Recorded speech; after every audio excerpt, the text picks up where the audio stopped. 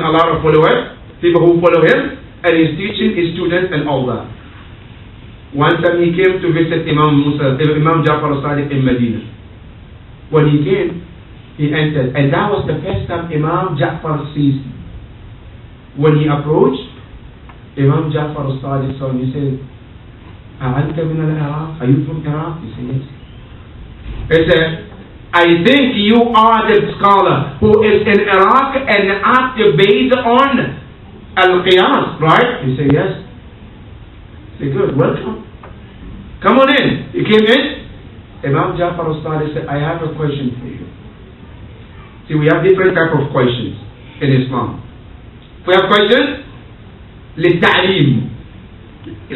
You don't know something, you want to know, you ask a question. And that's what Allah said in the Quran. فَاسْأَلُوا أَهْلَ الذِّكْرِ إِن كُنْتُمْ لَا تَعْلَمُونَ. Ask if you don't know, that's one. Then we have another question also.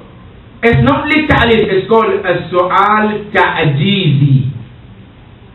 You want to ask the person a question to prove him that he is weak, he doesn't know. It's called su'al ta'jizi.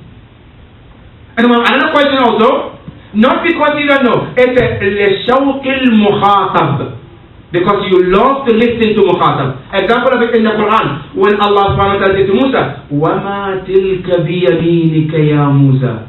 Musa, what is in your hand? You think Allah doesn't know? Of course Allah subhanahu wa ta'ala knows. But shawq al-mukhatab, Allah wanted Musa to speak. Here when Imam Jaafar Esadek asked Abu Hanifa, this su'al we call it ta'jizi, wanted to teach him something. What was the question? Ya Abu Hanifa, akhbirni, tell me. As-sawm wa salat, between the two, prayer and fasting, ayyuhuma afdal, which one is more important? Which one is better? Abu Hanifa says, As-salah. As-salah? Yes. Is that your answer? Yes. Is that your answer? Yes. Imam Jaafar Esadek said, if salat is important, ya Abu Hanifa, as you say, why is it that in the month of Ramadan, when a woman didn't pray, didn't fast because of a monthly period, after the month of Ramadan is over, she has to pay those days that she missed? But if she missed salat, she doesn't have to pay those days she missed. Ya Abu Hanifa, if salat is more important, shouldn't she pay the salat and not the fasting? So I've been doing jawab. Stop. That's first. That's point one for Imam Jaafar Esadek. Question number two, Ya Abu Hanifa. I say, Ya Abu Hanifa, tell me, akhbirni, بين المني والبول أيهما أنجس? Between the sperm and the urine, which one is more najis than the other? Abu Hanifa said, I think al-mani, sperm is more najis. Good. I said, why isn't the bowl in the urine is mustahab to wash 3 times, but in the mani 1 time is enough, Ya Abu Hanifa? فَبُهِتَ الَّذِي كَفَرَ. No answer. That was immediately at that place. Abu Hanifa said to Imam Jaafar Esadek, can I become your student? Imam said, come on in. And he studied under Imam Jaafar Esadek 2 years, complete years. And he said, these are his words, لَوْلَا السَّنَتَانِ لَهَلَكَ النُّعْمَانِ. And Nu'man is his real name. His name is Nu'man ibn Thabit. Abu Hanifa is his nickname. So he said, لَوْلَا السَّنَتَانِ, if not these 2 years that I studied from Imam Jaafar Esadek, لَهَلَكَ النُّعْمَانِ. Yes, Abu Hanifa, student of Imam Jaafar Esadek. That's 2. Now number 3, another student of Imam Jaafar Esadek, not only in Ahkam, no, even in different fields. One of them is Jabir ibn Hayyan. So today, when you go to Europe, they have books and libraries in his name. Today, when you go to our books, even in the United States, a lot of books in history, you will see his name is there. In chemistry, in biology, in all different fields, his name is there. Now what happened? This Jabir ibn Hayyan was one of the students of Imam Jaafar Esadek. that he studied from Imam Jaafar Esadek, and he became one of the most famous scholars. To the extent that one time, there was a lady, a girl who was sick.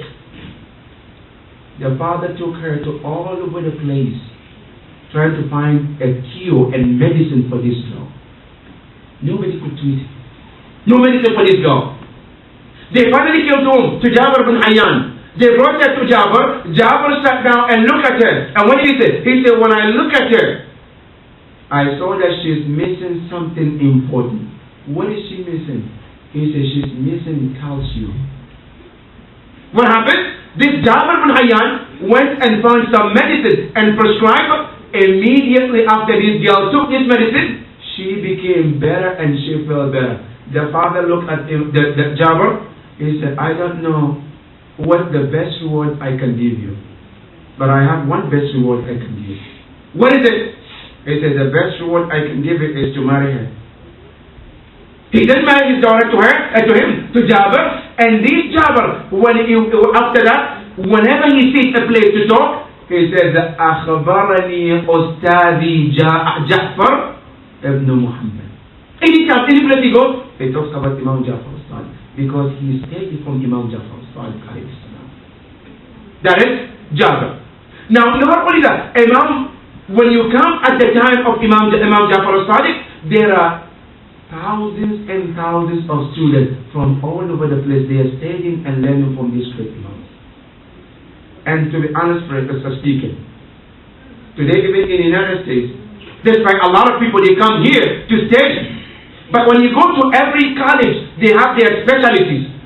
Some colleges, they are all focusing on what? On science. Some colleges on biology. Some science in different fields. But at the time of Imam Jaafar Esadek, all you need to do is to come in his college.